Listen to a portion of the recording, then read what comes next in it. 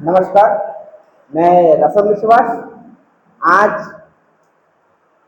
भव्य समाधि निर्माण विवरण से संबंधित कुछ सवाल जवाब करेंगे।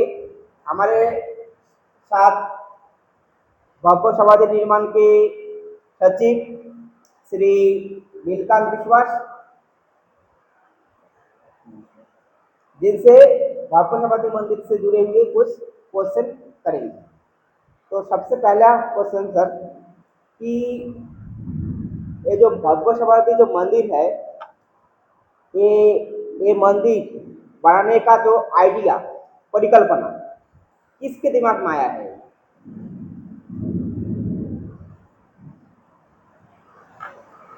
भव्य समाधि मंदिर की ये जो कल्पना है सर, हमारे नरनारायण शिवाश्रम पखांजूर के स्वामी जी जो है संचालन कर रहे इस आश्रम का, स्वामी नित्यानंद ब्रह्मचारी जी। सबसे पहले मैं अपने दीक्षा गुरु श्री स्वामी नित्यानंद ब्रह्मचारी जी के चरणों में प्रणाम करता हूँ। मंदिर निर्माण की कल्पना सबसे पहले स्वामी जी के दिमाग में आया है। ये कब से आया है? स्वामी जी बहुत पहले से, मतलब कुछ दिन नहीं, कुछ महीना नहीं, बहुत साल पहले से उनके दिमाग में ये बातें घूम रहा था कि मंदिर को कब कैसे बनाया जाए। इस मंदिर की रूपरेखा पहले से अपने दिमाग में तैयार कर चुके थे।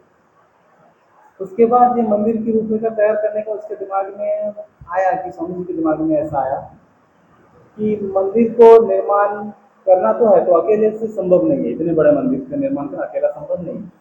तो स्वामी जी ने पूरे भारतवर्ष में हमारी संस्था का जितने भी भक्त वृंद है, उन सबको मीटिंग बुलाया। इसी पखांजूर के आश्रम में मीटिंग बुलाने के बाद पूरे भारत व्यापी एक मीटिंग हुआ। उस मीटिंग में इस प्रस्ताव को स्वामी जी ने रखने के बाद मंदिर निर्माण का निर्णय लिया गया। अभी दूसरा सवाल है कि ये जो भव्य समाधि जो निर्माण है, इसका उद्देश्य क्या है? हर चीज का पीछे कुछ ना कुछ उद्देश्य होता है। तो ये भव्य समाधि जो मंदिर निर्माण हो रहा है, इसके पीछे उद्देश्य क्या है?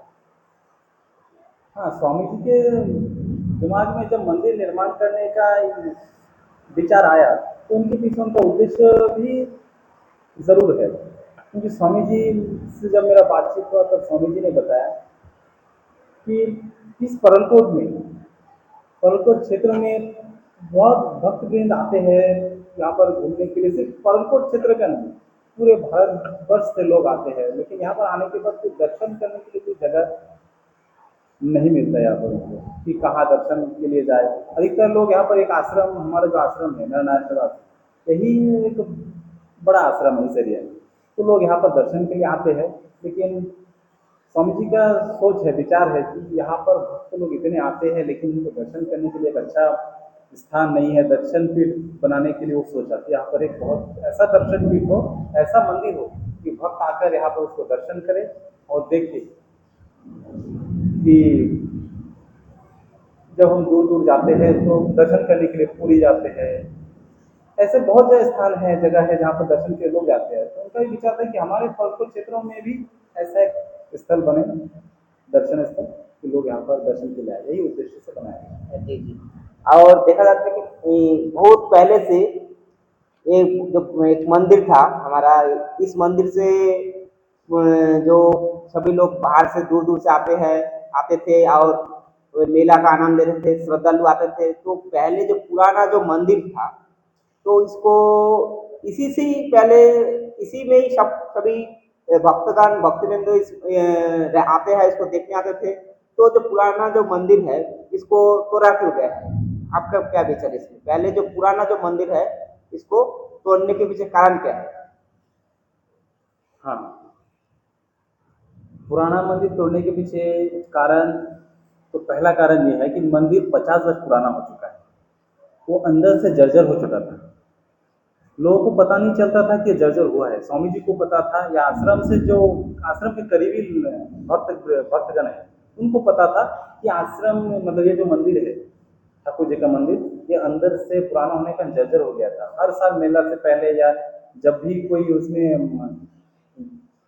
छत हो या दीवार हो, जब भी कहीं पे दिखाई देता था कि यहाँ पर खराब हो रहा है तो वहाँ पर रंगाई पुताई करके रख दिया करता था। इससे लोगों को पता नहीं चलता था कि मंदिर खराब हो रहा है। लेकिन स्वामी जी के दिमाग में था मंदिर तो खराब हो रहा है, इसको बनाना है। जब मंदिर बनाना ही है तो एक यहाँ पर ऐसा मंदिर बनाएंगे, भव्य समाधि मंदिर बनाएंगे कि लोग वहाँ पर दर्शन के लिए आए। इसीलिए जर्जर होने के कारण उसको तोड़ा गया है। जी। और उसके बाद जैसे एक सवाल है कि ये जो मंदिर हो रहा है भगवान समाधि जो मंदिर है, इसका जो लंबाई चौड़ाई, इसका आकृति कैसा है, इसका आकार मतलब कितना लंबाई कितना चौड़ाई, इस विषय में आप थोड़ा बताइए। हाँ, पुराना जो मंदिर था हमारा, पहले पुराना मंदिर, उनकी लंबाई चौड़ाई मैं पहले बता देता हूँ जिसको तोड़ा गया है। पुराने मंदिर की लंबाई 30 फीट था, चौड़ाई 25 फीट था और ऊंचाई 42 फीट था। जबकि अभी अभी जो नया मंदिर बन रहा है, इसकी ऊंचाई रहेगा 101 फीट, 101 फीट ऊंचाई रहेगा और 54 फीट चौड़ाई रहेगा और लंबाई भी 54 फीट रहेगा। और अंत में जो मंदिर है 101 फीट ऊंचा होगा, मंदिर का चूड़ा निर्माण हो जाएगा। उसके बाद और 60 फीट ऊपर 7 फीट का 7 फीट का एक ओम निर्माण होगा। मतलब कुल मिलाकर आप बता सकते हैं कि 101 के साथ और 7 फीट जोड़ दीजिए, 108 फीट टोटल इसका है।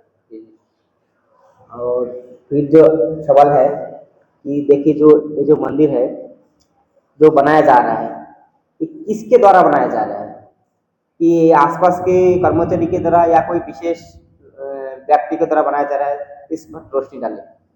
हाँ, तो जो भव्य समाधि मंदिर निर्माण हो रहा है, इस निर्माण के लिए इसका जो प्लानिंग इंजीनियर है वो विप्लव राय है, जो हमारी एरिया के ही पखानजोर के ही है, विप्लव राय है। और इसका जो स्ट्रक्चर इंजीनियर है वो भिलाई से है, आकाश रंजन।